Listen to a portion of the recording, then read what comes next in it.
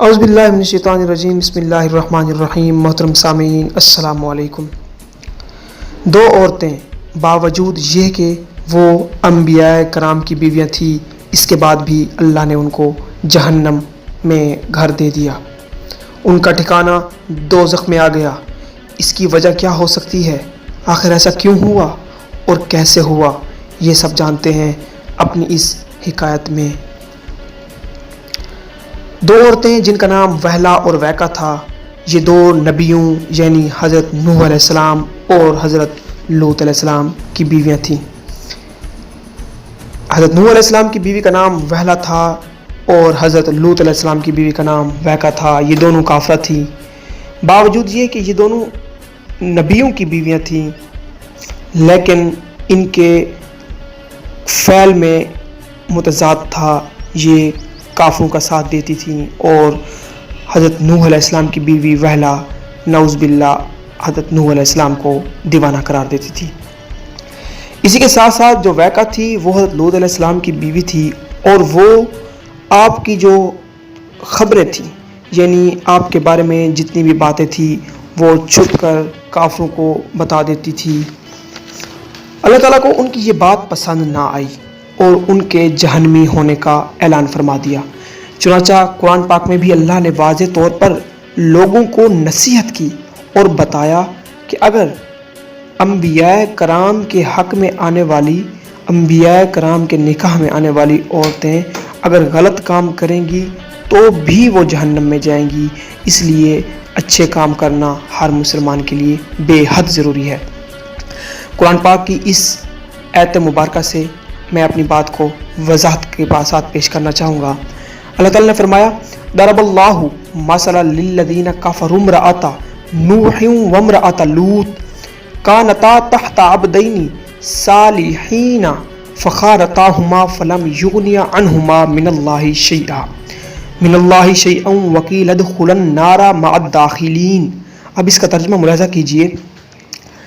اللہ کافروں کی مثال دیتا ہے، نوح علیہ السلام کی عورت اور لوط علیہ السلام کی عورت۔ وہ ہمارے دو نیک بندوں کے نکاح میں تھیں، پھر انہوں نے ان سے دغا کی یعنی کفر اختیار کیا تو اللہ کے سامنے انہیں کچھ نہ کام آئے اور فرما دیا گیا کہ تم دونوں عورتیں جہنم میں جاؤ جانے والوں کے ساتھ۔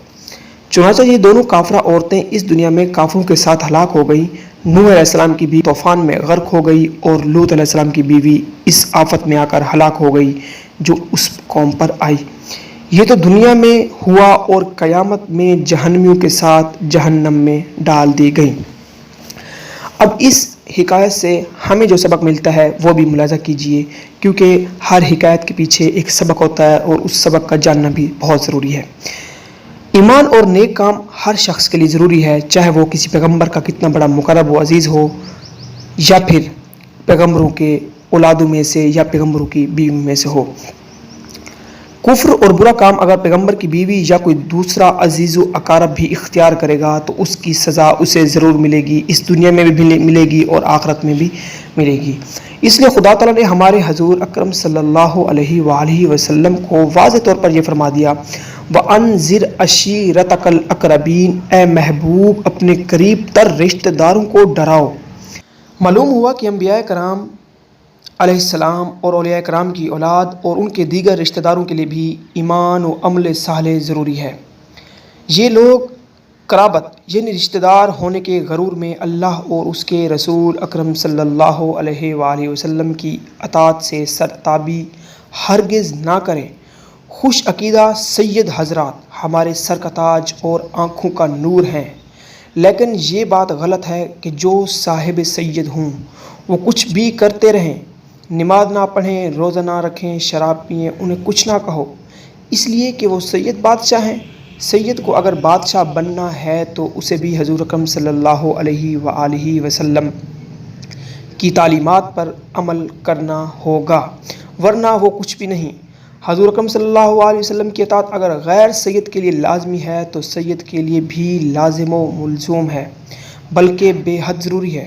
ریل گاڑی کے تھرڈ کلاس ڈبے کو اگر لاہور سے کراچی پہنچنے کے لیے انجن کے پیچھے لگنا اور ریلوے لائن پر چلنا ضروری ہے تو فرسٹ کلاس ڈبے کو بھی کراچی پہنچنے کے لیے انجن کے پیچھے لگنا اور ریلوے لائن پر چلنا ضروری ہے۔ اسی طرح غیر سید کو حضور اکرم صلی اللہ علیہ وسلم کے پیچھے لگ کر ان کی اتباع کرنا اور شرعی لائن پر چلنا ضروری ہے تو سید کو بھی حضور اکرم صلی اللہ علیہ وسلم کے پیچھے لگ کر ان کی اتباع کرنا اور شرعی لائن پر چلنا ضروری ہے۔ جس طرح فرسٹ کلاس کا ڈبہ اگر انجن کے پیچھے نہ لگے تو لاہور کے حدود میں ہی کھڑا رہے گا اور کراچی ہرگز نہ پہنچے گا، اسی طرح جو لوگ حضور اکرم صلی اللہ علیہ وآلہ وسلم کی تعلیمات پر عمل کریں گے وہ تو جنت میں ہی جائیں گے، اور جو رہ گئے جنہوں نے عمل نہ کیا، چاہے وہ سید حضرات ہوں یا پھر اولیاء کرام، چاہے اولیاء کرام کی بیویاں ہوں یا پھر ان کے صاحبزادے، وہ پھر پیچھے رہ جانے والے میں سے ہیں۔